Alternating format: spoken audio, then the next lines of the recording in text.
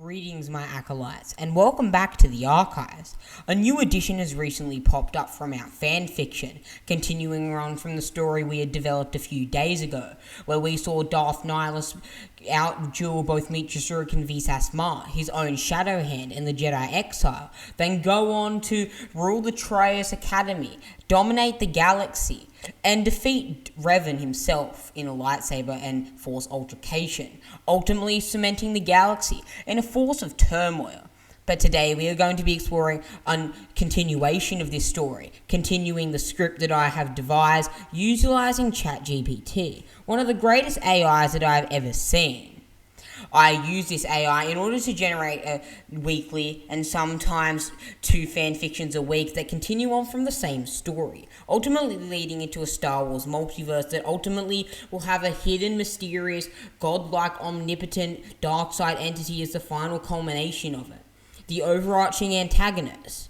But now, we have to start from the beginning. Continuing on from last week, we are going to be exploring what would happen to Vitiate Sith Empire now that Nihilus is officially the new Dark Lord.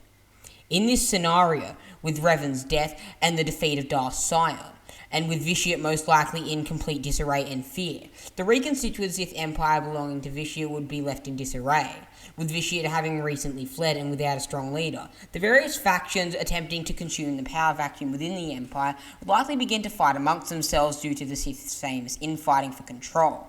It's possible that the Empire would eventually collapse, and with various warlords and power-hungry individuals vying and desiring control.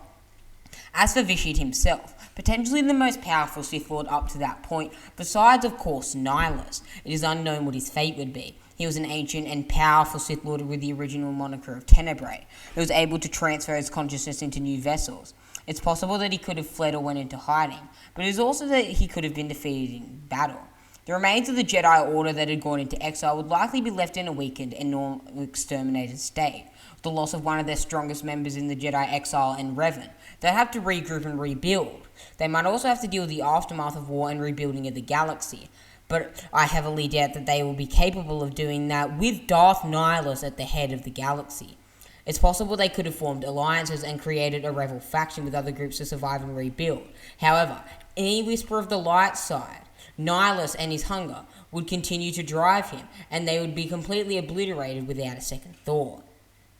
Nihilus would have sought out new ways to satiate his hunger after the defeat of Revan, such as finding new worlds steeped in Force energy such as Korriban to consume, or searching for new and more powerful ways to manipulate the Force. He would likely continue to be a threat to the entire galaxy, and over time, the universe, as long as he existed. But what if Vitiate eventually came out of hiding, adopting a new clone body in his maximum power to date, and attempted to fight against Darth Nihilus? Would Vitiate win, or would Nihilus win? Would Vitiate employ sorcery and Force lightning, or would Darth Nihilus employ his lightsaber and Force drain? Here are both sides of speculation and debate for the outcome of this battle. Vitiate, the ancient Sith Lord, stood before Darth Nihilus, his crimson blade ignited, emitting a steaming and emittance of dark side energy. "You are a pretender, Nihilus. You do not understand the true power of the dark side," Vitiate sneered. Darth Nihilus cackled. "You are ancient and weak, Vitiate. I am the Lord of Hunger, and I will consume your soul." The two clashed in a fierce lightsaber duel, the blades meeting in a shower of sparks. Vitiate's skill with the lightsaber were matched by Nihilus's raw power, and his skill with the blade. As the battle progressed, both began to use their Force abilities to gain an upper hand. Vitiate, who was proficient in the use of rituals and sorcery, began to use them to gain an advantage. He used a ritual to summon dark energies from the surrounding area, using them to create a whirlwind of darkness that enveloped Nihilus.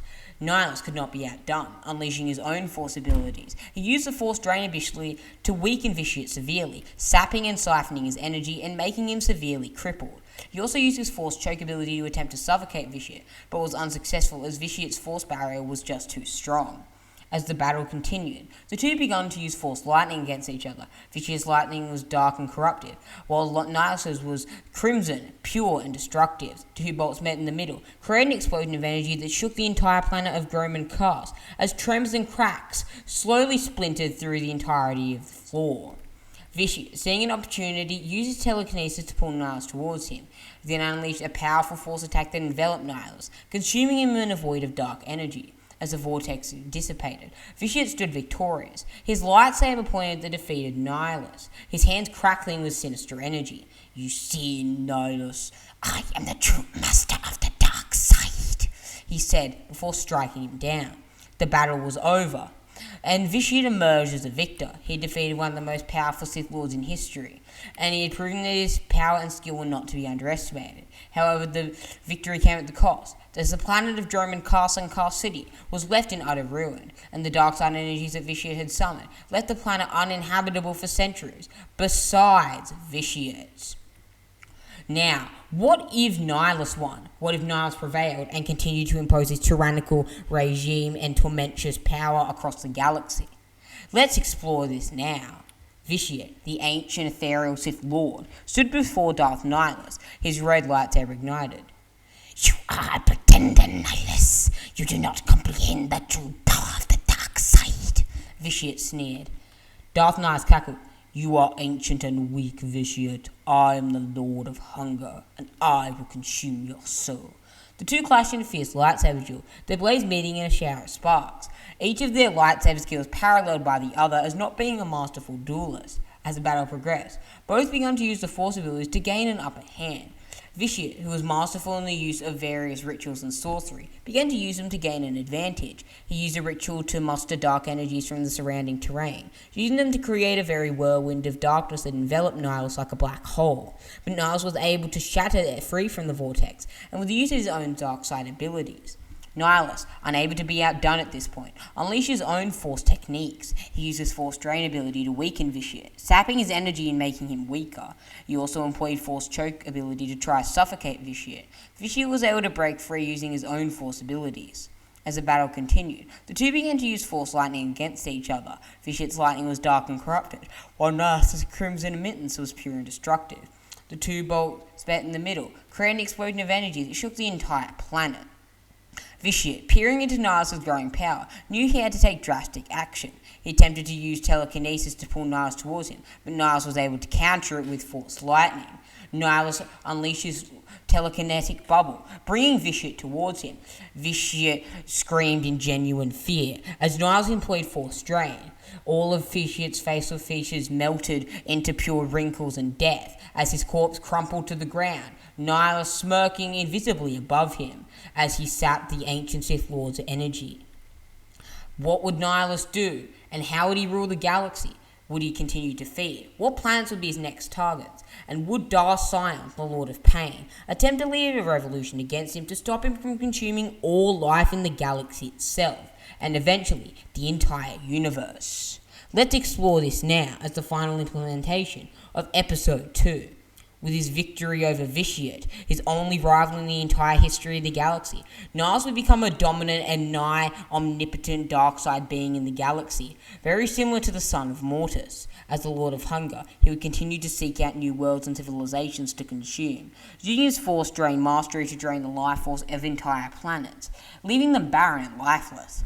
Nihilus would rule the galaxy with an iron fist, using his immense power to crush any who dared to oppose him. He would likely have a small cadre of loyal cultists and followers, most likely called the Prophets of the Dark Side or the Cultists of Nihilus, who would help him maintain control over the various systems, acting as extensions of the one true Sith Emperor and planets under his rule.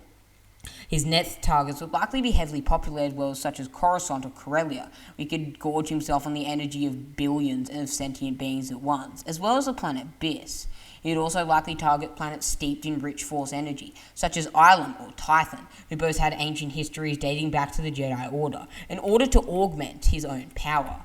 Darth Sion, who had been defeated by Revan and Nihilus before, would likely attempt to lead a revolution in secret against him. Sion would see Nihilus' actions as a threat to the galaxy, and though he was his partner and loyal follower and partner, he would know that the galaxy did not deserve to be wiped out as Nihilus saw. He would not see all life consumed by Nihilus. He would gather a group of followers, including the former Sith loyal to Vitiate's empire, disaffected Imperial officers, and other groups who would be willing to fight against Nihilus' tyrannical rule, likely the remaining of the Jedi Order, if any at all. The rebellion would be fierce and bloody, with Sion and his followers using guerrilla attacks to strike at Nihilus' overwhelming forces and pure dark-side energy. Nihilus was now more than a wound in the force. He was a very entity, a vergent in the darkness itself. Nihilus, however, would use his immense power to crush the rebellion, using his force drain ability to weaken and kill Sion's followers, leaving Sion alone to face him. In the final confrontation, Sion would confront Nihilus, determined to stop him from consuming all life in the galaxy, knowing that even though he was a Lord of Pain and was nigh unkillable, that Nihilus would eventually defeat him. "Nihilus, you are a monster. You must be stopped," Sion would say, activating his lightsaber.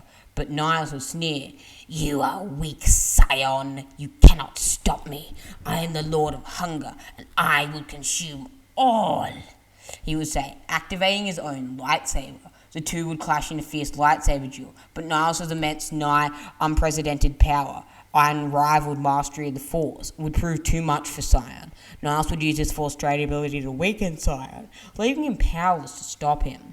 Nihilus would strike Sion down, killing him and ending the rebellion once and for all. With the rebellion crushed, Nihilus would continue to rule the galaxy, frozen in the grip of the dark side, consuming all planets steeped in dark side energy, and civilizations to satiate his hunger. He would become a tyrant, feared and worshipped all, and the galaxy would be plunged into darkness, with only hope of stopping Nihilus being the rise of a new powerful Force user who could challenge him, the rising star, the prophesied chosen one. But for now, Nihilus' power would remain unchallenged, and his rule would continue as he continues to consume the life force of the entire world, leaving behind nothing but death and destruction in the wake of the Lord of Hunger.